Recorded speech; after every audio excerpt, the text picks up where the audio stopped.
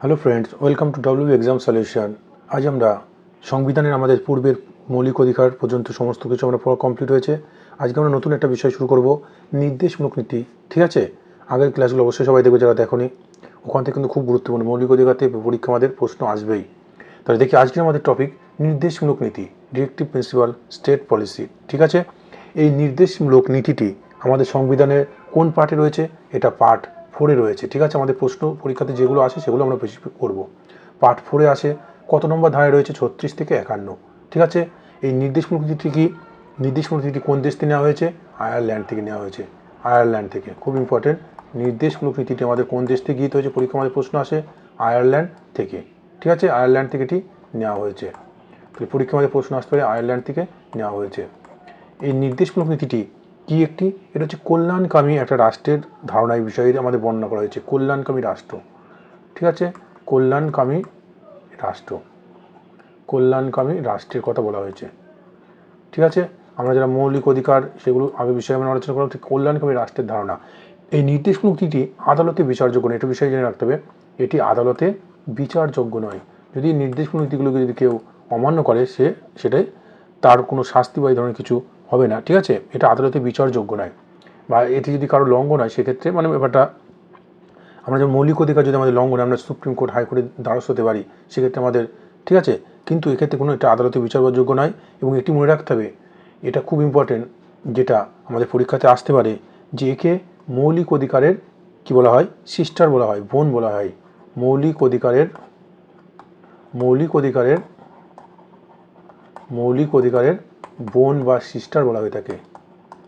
ঠিক আছে, sister of fundamental right, মৌলিক অধিকারের বোন বলা হয়ে থাকে। ঠিক আছে, এবং এই নির্দেশমূলক নীতি যে নীতিগুলোর উপর ভিত্তি করে সেটা হলো গান্ধীবাদী নীতি। ঠিক আছে, গান্ধীবাদী নীতি। ঠিক আছে, আর সমাজতান্ত্রিক নীতি, এই দুটো নীতির ভিত্তির সমাজতান্ত্রিক নীতি মানে সামাজিক সার্বিক উন্নয়ন, সমাজের বৈষম্য মানে, ঠিক আছে, এই ব্যাপারটা, অহিংসা, এই ব্যাপারটার উপর নির্ভর করে আমাদের এই গান্ধীবাদী এবং সমাজতান্ত্রিক নীতিগুলোর উপর ভিত্তি করে আমাদের নির্দেশমূলক নীতিটি গড়ে উঠেছে। এবং নির্দেশমূলক নীতি কী হবে? আদালতে বিচারযোগ্য নয়। ঠিক আছে, এবং এটি কি করে? এটা কোন দেশ থেকে নেওয়া হয়েছে? আয়ারল্যান্ড থেকে নেওয়া হয়েছে। এটা কল্যাণকামী একটা রাষ্ট্র, একটা ভালো আমাদের সুন্দর দেশ। ঠিক আছে, এটা এই নীতি মানে যাতে গঠন হয় সেই বিষয়টা আমাদের বর্ণনা করা হয়েছে।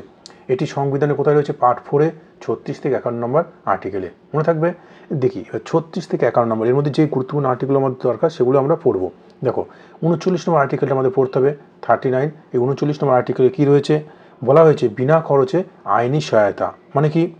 ফ্রি লিগাল এইডস, মানে কি?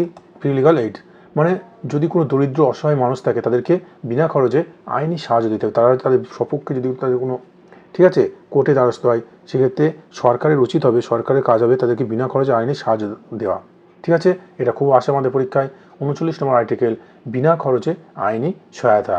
ঠিক আছে, ফ্রি লিগাল, ঠিক আছে, এইড, সাহায্য করা। এরপর 40 নম্বর আর্টিকেলে খুব ইম্পর্টেন্ট আমাদের গ্রাম পঞ্চায়েত ব্যাপারটা আমাদের রয়েছে।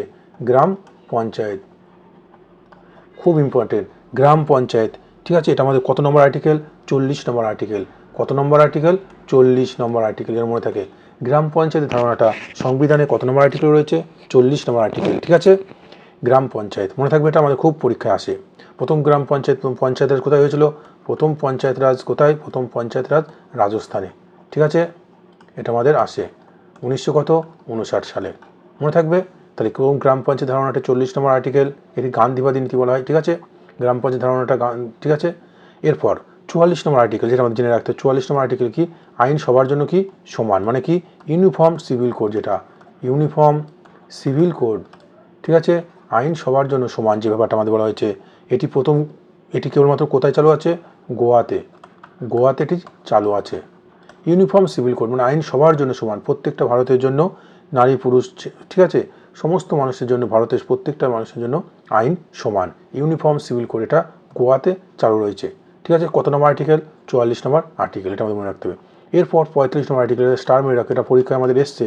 45 নম্বর আর্টিকেল কী রয়েছে? এই 45 নম্বর ধারাতে আমাদের কি বলা হয়েছে? যে 6 থেকে 14 বছর প্রত্যেকটা শিশুকে কী করতে হবে? যে 6 থেকে 14 বছর প্রত্যেকটা শিশুর শিক্ষা, অবৈতনিক ও আবশ্যিক যেটা শিক্ষা রয়েছে, ঠিক আছে। অবৈতনিক মানে আমাদের যেটা প্রাইমারি বলা হয়ে থাকে, অবৈতনিক ও আবশ্যিক শিক্ষা, এটা আমাদের বাধ্যতামূলক।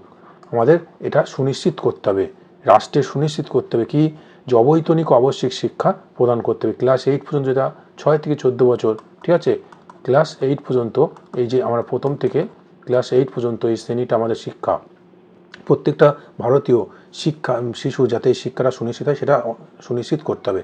কত বছর? 6 থেকে 14 বছর। কত নম্বর আর্টিকেল আছে? 45। সেটা আমাদের আছে 45 নম্বর আর্টিকেল। 6 থেকে 14 বছর বয়স পর্যন্ত প্রত্যেকটি শিশুকে অবৈতনিক আবশ্যিক শিক্ষা দিতে হবে, ঠিক আছে। পরবর্তী কি, যেটা আমাদের গুরুত্বপূর্ণ, 48 নম্বর ধারাটা। 48 নম্বর ধারাটা কী হয়েছে, কী রয়েছে, যে ভারবাহী গৃহপালিত পশু হত্যা নিষিদ্ধ। ভারবাহী গৃহপালিত পশু হত্যা নিষিদ্ধ। তাহলে এটা দেখে আমরা বুঝতে পারছি, যেগুলো আমাদের উপকার করে, আমাদের সমাজের আমাদের উপকার লাগে, সেই সমস্ত ভারবাহী পশু আমরা হত্যা করতে পারবো, এটা নিষিদ্ধ। যদি কেউ করে সেটা অপরাধ, ঠিক আছে। ভারবাহী পশু হত্যা নিষিদ্ধ, ঠিক আছে, যেটা আমাদের গৃহপালিত ভারবাহী, ঠিক আছে। এরপর কি রয়েছে 48 এতে, বন ও বন্যপ্রাণী সংরক্ষণ। বন ও বন্যপ্রাণী সংরক্ষণ 48-এর এতে যেটা রয়েছে, 48-এ রয়েছে ভারবাহী পশু, আর 48-এর এতে রয়েছে কি, বন ও বন্যপ্রাণী সংরক্ষণ করতে হবে, ঠিক আছে। 49-এ কি, ঐতিহাসিক স্থান সংরক্ষণ করতে হবে। কেমন? আমাদের যে তাজমহল একটা ঐতিহাসিক স্থান, ঠিক আছে, বিভিন্ন মনুমেন্ট যেগুলো রয়েছে, দিল্লির লালকেল্লা রয়েছে, ঠিক আছে, যে সমস্ত ঐতিহাসিক স্থানগুলো আছে, বিভিন্ন মন্দির, ঠিক আছে, এগুলো আমাদেরকে ঐতিহাসিক স্থানগুলোকে কী করতে হবে, সংরক্ষণ করতে হবে। ঐতিহাসিক স্থানগুলোকে সংরক্ষণ করতে হবে, এগুলোকে ধ্বংসের হাত থেকে রক্ষা করতে হবে, ঠিক আছে। এটা কত নম্বর আর্টিকেল? 49 নম্বর আর্টিকেল। এরপর যেটা রয়েছে, এটা আমাদের মনে রাখতে খুব ইম্পর্টেন্ট, 50 নম্বর আর্টিকেলটা। আমাদের যে সংবিধানে কি জানি, বিচার বিভাগ এবং শাসন বিভাগ, এই দুটো কি আলাদা, এই দুটো যে পৃথক করা হয়েছে এই নির্দেশনাগুলিতে, কত নম্বর আর্টিকেল? 50 নম্বর আর্টিকেল। কত নম্বর ধারা? 50 নম্বর ধারা আমাদের মনে রাখতে খুব ইম্পর্টেন্ট। 50 নম্বর ধারাতে কী বলা হয়েছে, বিচার বিভাগ এবং আইন বিভাগ বা শাসন বিভাগ কী হবে, বিচার বিভাগ শাসন বিভাগ থেকে পুরোপুরি আলাদা, পুরোপুরি পৃথক এই ব্যাপারটা। আর 51 নম্বর আর্টিকেল বলা হয়েছে ইন্টারন্যাশনাল পিস, ইন্টারন্যাশনাল আন্তর্জাতিক শান্তি রক্ষা করা। আন্তর্জাতিক শান্তি মানে কি, সারা বিশ্বব্যাপী যাতে শান্তির বাতাবরণ থাকে, আন্তর্জাতিক শান্তি রক্ষা করা, ঠিক আছে। আমাদের সারা বিশ্বব্যাপী শান্তি ব্যাপারটা মনে রাখতে হবে। এটা কত নম্বর আর্টিকেল?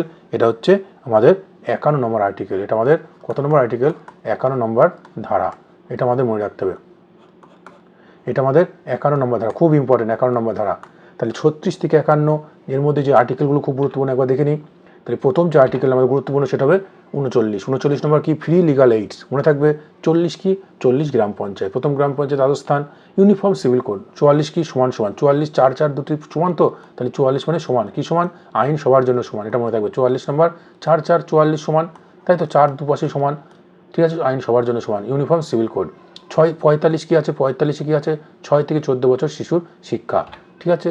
48 পশু হত্যা করা যাবে না, 48-এ বন প্রাণী সংরক্ষণ করতে হবে, 49-এ ঐতিহাসিক স্থান সংরক্ষণ, 50-এ কি, 50-এ 50-50 মানে আলাদা হয়ে যাচ্ছে, 50-50, 50-এ 50-50 মানে আলাদা হয়ে যাচ্ছে, বিচার বিভাগ আর শাসন বিভাগ কী হবে, আলাদা হয়ে যাবে, 50-50। 51 কি, 51 কি, পুরো দেশ জুড়ে সারা বিশ্ব জুড়ে আন্তর্জাতিক শান্তি রক্ষা করতে হবে, ঠিক আছে, মনে থাকবে। এর পরবর্তী ভিডিওগুলো তোমরা অবশ্যই দেখবে এবং শেয়ার করবে।